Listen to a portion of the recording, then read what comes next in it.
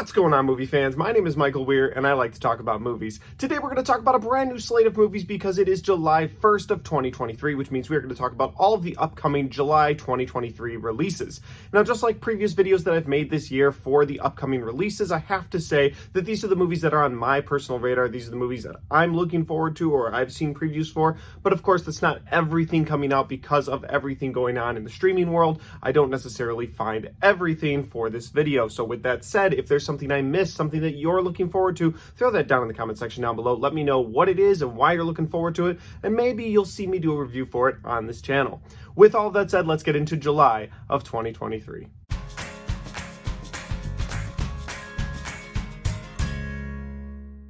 Kicking off the month of July, on July 7th, we get two movies, a comedy and a horror. The first one is a comedy called Joyride. Joyride is a movie about a bunch of girls who take a trip or a joyride and get into a bunch of hilarious, messed up situations. And I'm personally hoping it's the raunchy comedy of the year. We haven't gotten a really good comedy in a long time, and I'm hoping from the trailers this thing looks messed up, it looks raunchy, and so yeah, I hope it's a really good time. I'm not sure if it will be because comedy tends to not want to push too hard in 2023. They don't want to offend anybody, and so comedy just kind of pulls back. But I'm hoping this movie doesn't pull any punches. I hope this is a movie we're quoting toward the end of the year, and I just want a really fun time in the theater. So Joyride comes out on July 7th. The other movie coming out on July 7th, that horror movie that I briefly mentioned a second ago, is going to be Insidious: The Red Door. Did you know this movie was actually called Insidious: Fear the Dark until a couple of months ago? And then they switched to The Red Door. Probably so they could have connective tissue to those first two movies where every time they go into the further, there's a red door. And that makes sense because I recently rewatched Insidious 1 and 2 in preparation for this movie. And every time they saw the red door, I was like Leo from Once Upon a Time in Hollywood.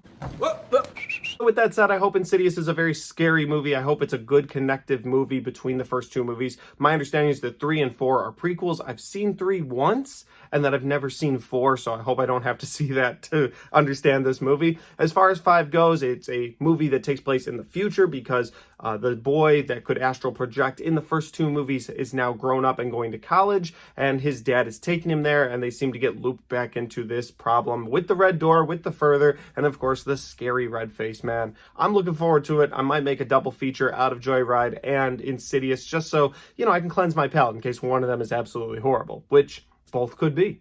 On July 14th, guys, we get 2 more movies, and the first one is a movie that I'm not interested in at all. The previews just haven't done it for me, and that's Theater Camp. When I first saw this trailer, I thought, oh, we're getting a cool camp slasher movie.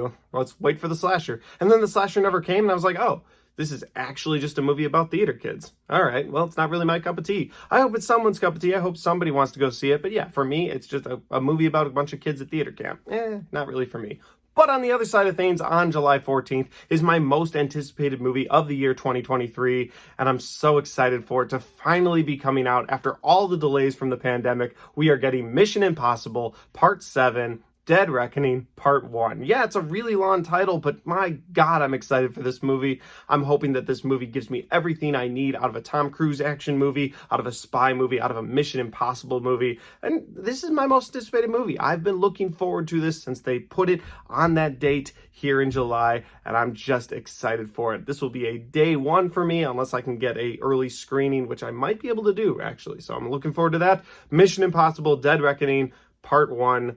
I'm in. On July 21st, guys, we actually get 4 movies. So before we get into the 2 that everybody's been talking about, let's talk about the movie going straight to Netflix, and that's They Cloned Tyrone. This is a movie starring Jamie Foxx, and I don't know much about it, but I just wanted to give it a quick shout out in this video because Netflix movies have been hit and miss this year. There's some I've enjoyed, and there's some I've really disliked, and that's kind of the Netflix way. So I'm hoping They Cloned Tyrone is a good time. It's got Jamie Foxx in it, so I'm going to check it out. Another one is a horror movie called Cobweb, another movie I don't really know much about. I was going through the list of movies this year, saw the preview for this, and I was like, all right, looks like a low-budget horror movie. I will probably try to check this out. It is coming out in limited release, so I don't know if I'll get a chance to check it out in July, but if it's playing near you and you see it, let me know about Cobweb. Okay, the final 2 movies that I know we are all thinking about is the biggest doubleheader of the year. The first one is Barbie, starring Margot Robbie and Ryan Gosling. I mean, you've got Barbie and Ken actually in a movie that I'm interested in. I never would have believed that in a million years. When they announced this movie originally, I was like,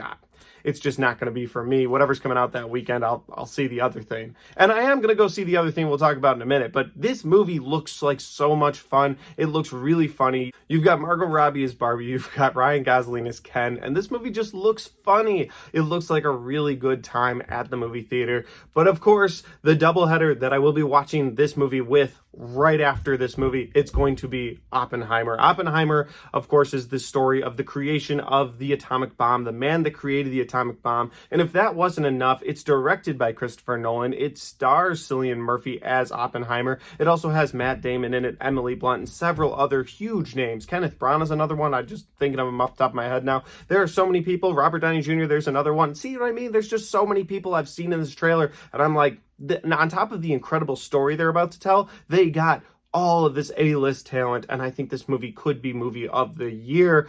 That's going to be a huge double feature between Barbie and Oppenheimer. I'm so excited about it. That's a big weekend.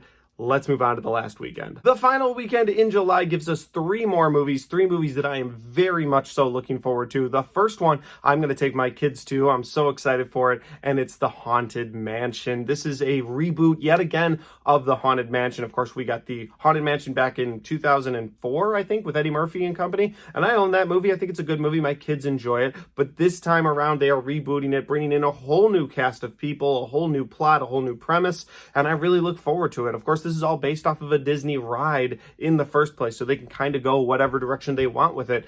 I've seen the previews for this. My kids have seen the previews for this. We're all excited about it. We will be there day one. The Haunted Mansion. I'm looking forward to it. The next movie coming out on July 28th is Sympathy for the Devil. This is a movie that follows Joel Kinnaman, who's a man trying to get to the hospital where his wife is, but he has been abducted and forced to drive Nicolas Cage. And I just saying that makes me excited because I love what Nicolas Cage has been putting out.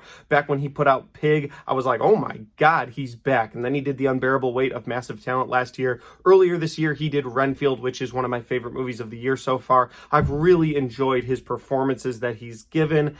And here we are with Sympathy for the Devil, where he looks like he's playing a madman kidnapping Joel Kinnaman. And I'm just excited about that.